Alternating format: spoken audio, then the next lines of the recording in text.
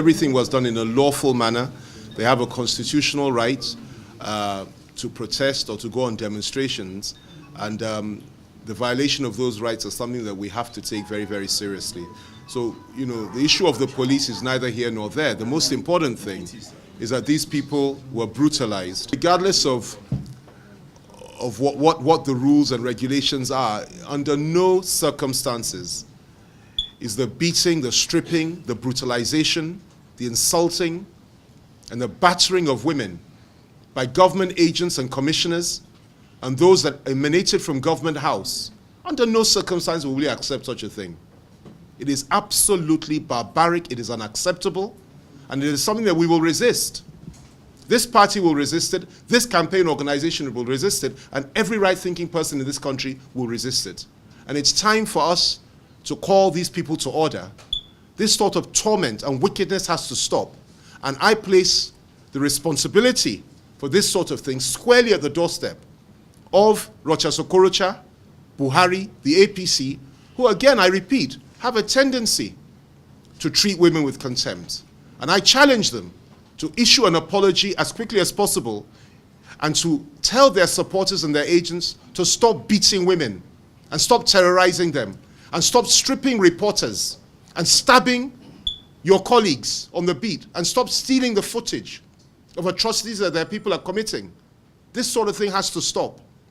And we will resist it, we will expose it, and we call on the security agents, particularly the IG of police, to do something about it. In Imo State only reinforces the perception and the view that the APC as a party is a group of people, they are a group of people that are totally insensitive to the plight of women.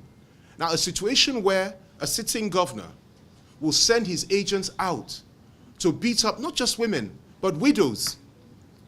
Widows whose husbands have passed on. People that are already struggling in this very conservative country that we live in. The women are viewed in very many, much of our culture in a very, very different way to elsewhere. They are already disadvantaged.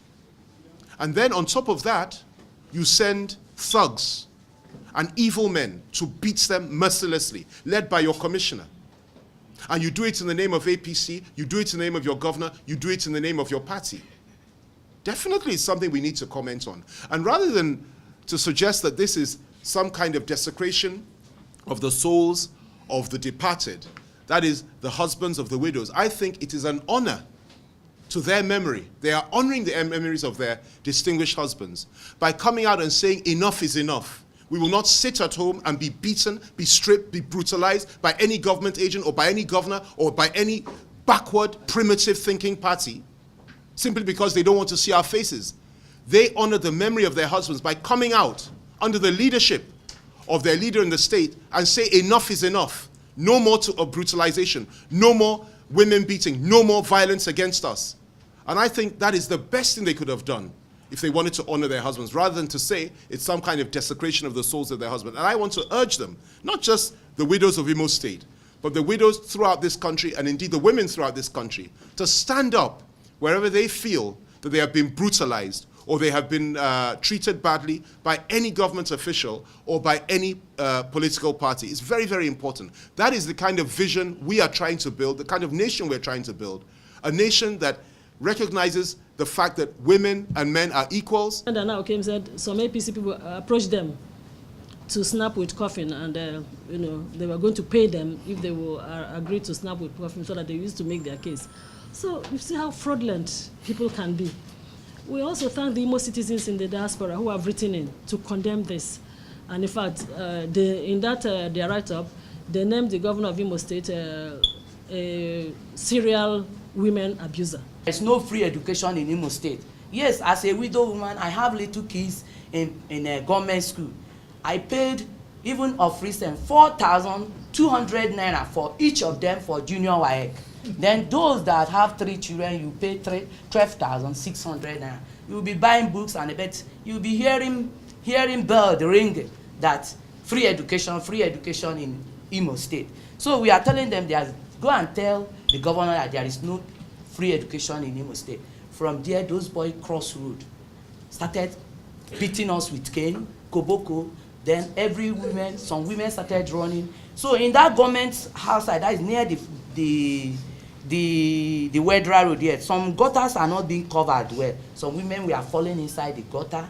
Then some women got their hand broken and even their leg. So some women, when we are struggling to draw them, even myself that day, even the block they were throwing, the block just hit me for head. Likewise, this my secretary. So we started running because when we saw that violence, we said, so the commissioner for youth and sports started saying that pursue those women, anyone you caught among them, beat hell out of the woman.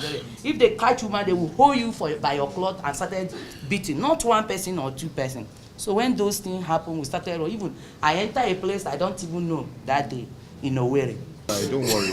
Yeah? And honestly, she represents so many that were injured in a similar way, and she flew all the way up from Owerri just today to very briefly, and to show you some of the injuries. The arm, dislocated shoulder, I think it was badly bruised. Even more, thank God she could even fly here this morning. There are many that are there that are not even able to fly as a consequence of their physical injuries. Talk less of the psychological trauma they've gone through. You want to say one or two very quick words? This month, we went for peaceful demonstration. We went for peaceful demonstration. And we had not even reached to the government house. We thought, immediately we stopped our motor, because women are more than 300,000 women. No matter the party you belong to, the whole widows, even APC people, when they saw their women in my house, because in my own place, I'm a leader, when they saw their women, they said, come out there. They said, I will not come out. You have not given out anything. I am with Viola Nwole. Wherever Viola Nwole go is where I will go. I will follow Vic. Vic is my own. Then we went there. As we reached there, we just come out from the motor. He said, hey, black and black women, don't I will fire all of you today. All of us were very highly surprised. That one slender, slim, skeleton woman answering Mama Rochas, come out, say, hey, come out from that motor. Come down. I resist. Come down. I resisted. I just hold my hand to one iron there. They start to drag me. They are 6. They don't know that I hold my hand somewhere. They thought that I'm a tiger, that I hold my hand somewhere. They drag me. One woman came there. That was the person that rescued me. That woman came and said, leave this woman, leave this mama. This mama is a witch. Look at her. 6 of you are dragging her. You people could not drag him down. Leave her, she's a witch. They just left me alone. When they left me, I just came down from that vehicle. I walked. When I walked, all of them started to run because witch has come out from the That's it. I think that's it. Then they let them hear that, then that's it.